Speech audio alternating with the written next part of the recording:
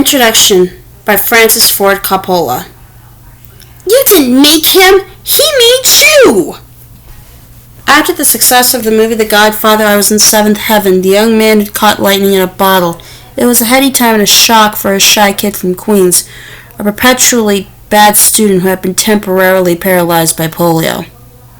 One day I was in a group that included some suspiciously tough Italian men who were stealing glances at me and talking among themselves. I heard the name Mario Puzo on their lips, and a guy who could have played Luca Brasi pushed his way over to me and said aggressively, "You didn't make him! He made you!" I didn't disagree, and not just because I was intimidated by that assemblage of muscle.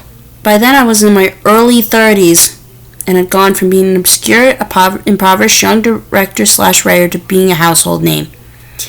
It is absolutely true that Mario, quote, made, unquote, me, and his novel The Godfather changed my life. I saw an ad in the New York Times book section for Mario Puzo's The Godfather, and I was struck by it because the illustration on the cover suggested a story about power, and the author's Italian name made me think he was an intellectual on the order of Italo Calvino or Umberto Eco. So, when I first sat down to read the book, my first impression was surprise and dismay. This was more like a Harold Robbins or Irving Wallace book, a potboiler filled with sex and stillness. I knew I was being considered to direct, and it was my first reaction was to turn it down. But needing the money and a film offer very badly, I decided to read it again, and this time in careful notes. What I discovered was that lurking within it was a great story, almost classical in its nature. That of a king with 3 sons, each of whom had inherited an aspect of his personality. I thought that if I could just extract that part of the book and make the film about that, then I can work some enthusiasm for it. One thing I did love about Mario's writing was that he was terse. He said in a few words what I would have taken a whole paragraph to express. This extended to his notes to me on the screenplay. In the scene where Clemenza describes a recipe to Michael, I had written, "First, you brown some sausage and then you throw in the tomatoes." Mario scribbled, "Gangsters don't brown, gangsters fry." And it was like that throughout my draft of the script, just handwritten notes here and there, but they made a powerful difference. As much as I admired his talent, his way of expressing himself on and off the page, I just loved to be around him. I loved him like a favorite uncle. He was so much fun to be with, so warm and wise, funny and affectionate.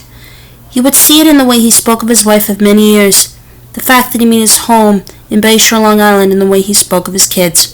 Mario loved to gamble, so I suggested that we go and stay at a gambling casino in Reno to work on the emerging script. We did this for the scripts in all 3 films. A casino is the perfect place for writers to collab. There are no clocks, you can order a bacon and eggs, or anything at any hour. When you reach a snag, you can always go downstairs to play roulette, which Mario loved to do.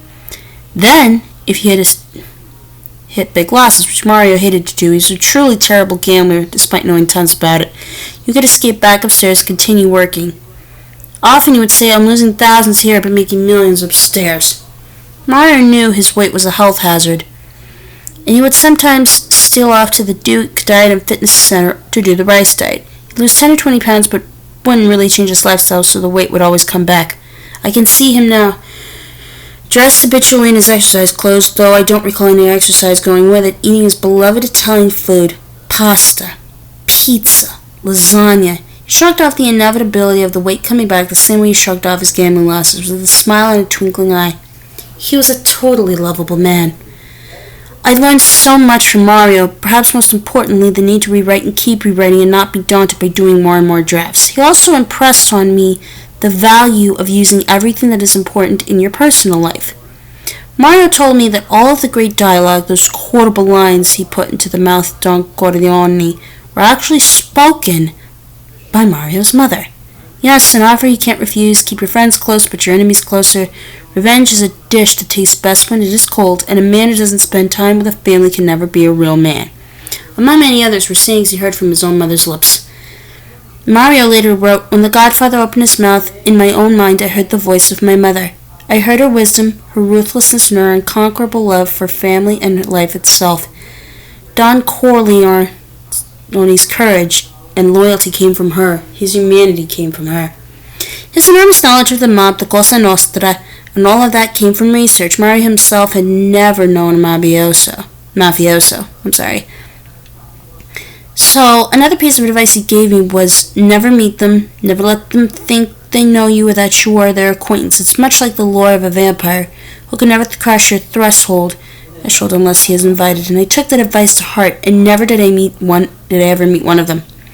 Once, during the filming of The Godfather Part 2, I was in my mobile office and there was a knock on the one and only door, no escape route. When my assistant opened it, a growl of a voice said, "Mr. Dongani is here and would like to make the acquaintance of Mr. Coppola." Remembering Mario's advice, I shook my head no. My assistant politely said I was unavailable. They accepted that, and the door was closed on them. After the great success of the first film, the owner of Paramount told me, "If you have the formula for Coca-Cola, you should make more of it." In truth, I had never thought that there should be a sequel to the Godfather film. Some stories lend themselves to additional chapters, but I felt this film was complete. Its protagonist hero, Michael Corleone, had come full circle when he succeeded his father as Godfather, and ultimately destroyed what he had changed his life in person to protect his family. However, there was one tempting aspect for me, and that was the story in the original novel about Vito Andolini, the young Sicilian who came to America after the story in the original novel, after the brutal killings of his father and mother. Young Vito was gentle and kind, yet had a cold rage inside that expressed itself as deadly cunning. That part of the novel just didn't fit within the structure of the Godfather film, yet it was great, and I was always sorry that we didn't have a place for it in the movie. Also, I had always been interested in making a story about a father and a son in two different time periods. The father would be a character in the son's story as with the son in the father's story. So little by little, the idea presented itself in a structure that could become The Godfather Part 2. As with the first script, I did the first pass to lay it out and actually draft it, and then I sent it to Mario and he made changes. Well, in reality, he had done the first pass by writing his novel and was writing a second draft in screenplay form, and then he would comment on that. Not all of my ideas went over so well.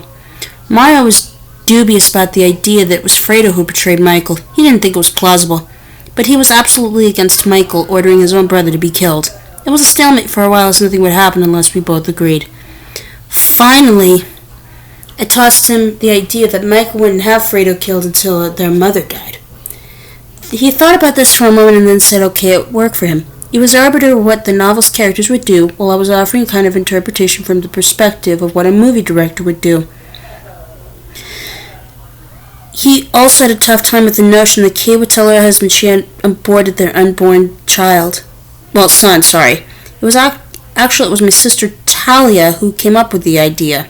I loved it because it seemed symbolic, and the only way a woman married to such a man could halt the satanic dance continuing generation after generation, which Nina Rota's waltz theme expressed. Mario wasn't sure about it, but he let me have it. He was a great collaborator after all. Meanwhile, I pulled everything I could from the novel's 1920 period and how Vito came Don Vito and eventually the Godfather. I interwove it with a story set in the 1950s concerning Michael and his stealthy opponent Hyman Roth based on gangster Meyer Lansky. So I took part in Mario's novel and combined it with the actual mob history to create the screenplay for The Godfather Part 2. But I knew that it had been Mario Puzo who had really done the heavy lifting, so I always insisted that it would be his name that appeared above the title, Mario Puzo's The Godfather Part 2. Oh yes, then there's The Godfather Part 3, which neither Mario or I wanted as a title, as it was not meant to be part of a trilogy, but rather a coda of the first two films, and we wished it could be given a different title, one more appropriate. Neither of us had the power to insist on our title, but in my mind the film will always be called The Death of Michael Corleone. As usual, it was Mario who wrote whatever quotable lines it had. Just when I thought it was out, they pulled me back in was from him, though it perfectly expressed my own reality regarding The Godfather. Just as my first impression of the original novel was that it was sensational and commercial, in fact it won me over completely, and the more familiar I became with Mario's work, the more impressed I was. A note from Anthony Puzo, Mario Puzo's son. 50 years ago this month, the idea for The Godfather was born. Tired of being broken in debt, my father vowed to write a bestseller. When his two previous novels received terrific reviews and didn't make a penny, he realized it was time to grow up and sell out, or as his family, friends, and creditors admonished him, time to put up or shut up. His publisher wanted a book about the mafia, but there was just one problem. My father often said that he was embarrassed that he had never met an honest-to-God gangster. Yet a famous hoodlum said, Puzo knew our life cold. He had the whole atmosphere, the way we talked. Either he was getting help, or he was some kind of genius. But he had many stories as a boy growing up in Hell's Kitchen, and he had read many volumes of books on the subject. Fortified by the transcripts he requested from the Library of Congress, the Valachi hearings had concluded, he felt confident he could write a novel depicting the mafia in a new light. Locked in a small office in his basement, he began the process. He often yelled at his children to be quiet. He was writing a bestseller. We laughed and continued to make even more noise. My father's unique and brilliant idea to base the Godfather on family values was the key to his success. He believed that nobody had more family values than Italians. That's why he claimed they are so good at being in the mafia. What is the Godfather, he often said, but a heartwarming story about a family with great solid family values. In Italian neighborhoods, you would call a close friend of your parents compare or godfather. Nobody ever used godfather in reference to criminals, not even the mafia. The term didn't exist until my father's book. The fact that they kill people once in a while, well, just bad people, he found amusing. Also, wouldn't everybody love to have somebody to go for justice without going through the courts? Through his characters, my father heard the voices of his brothers and sisters. The Don, strangely enough, was based on my grandmother. When the Don opened his mouth, my father said that in his own mind he heard the voice of his mother. He heard her wisdom, ruthlessness, and unconquerable love for her family. The Don's courage and loyalty came from her. Like the Don, she could be extremely warm or extremely ruthless. My grandmother was always warm to me, never ruthless. The success of The Godfather was phenomenal, beyond my father's wildest dreams. #1 on the New York Times bestseller list for many months. He wrote the bestseller that he vowed to write. My father was criticized for glamorizing the mafia, but he felt that if you were a true novelist, your first duty was to tell a story. If you wanted to moralize, write nonfiction. He called himself a romantic writer with sympathy for the devil. He felt businessmen were far more criminal than the mafia, especially the Hollywood moguls. Having worked in Hollywood writing screenplays for many movies, he had learned how poorly the writer was treated. The moguls would cheat you blind if you let them. A few years later, The Godfather won Best Picture and Best Screenplay Oscars at the Academy Awards. This despite the fact that my father had never actually studied the form, but he had a sense of how his characters would speak. Francis Ford Coppola remembers writing a description of Clemenza in the kitchen, browning garlic and olive oil. My father crossed it out with the note, "Gangsters don't brown, gangsters fry." For The Godfather Part 2, he decided to read a guide in successful screenwriting. In the first chapter, the writer declared that one of his finest screenplays ever written was the one for The Godfather. So that was the end of his studying. Hollywood treated writers very poorly. They had no power, low man on the totem pole. So much so that even as a screenwriter with 2 Oscars, he could have his words changed by the producer's girlfriend. My father always wished he had worked harder. He always thought of himself as goofing off. He loved writing above all. Maybe not as much as his family. He was Italian after all. But he ultimately realized that creating The Godfather and many other fine novels wasn't such a bad legacy. Very ill in the last week of his life, he was determined to finish Omerta, his last book, and he did. He always said, I like the idea of sitting at my desk and as they finish the last word I fall over dead. Which is very close to what happened. Anthony Puzo, May 31st, 2016. For Anthony Clary.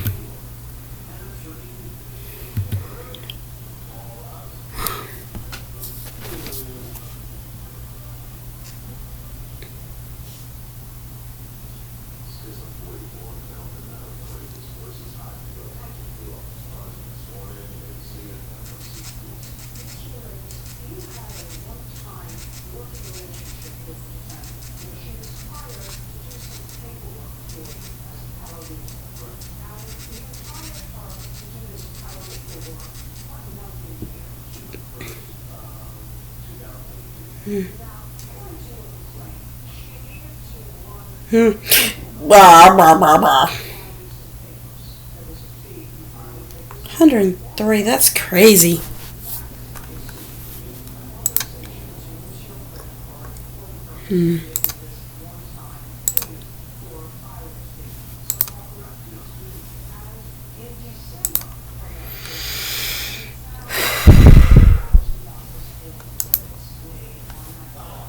Oh, wait.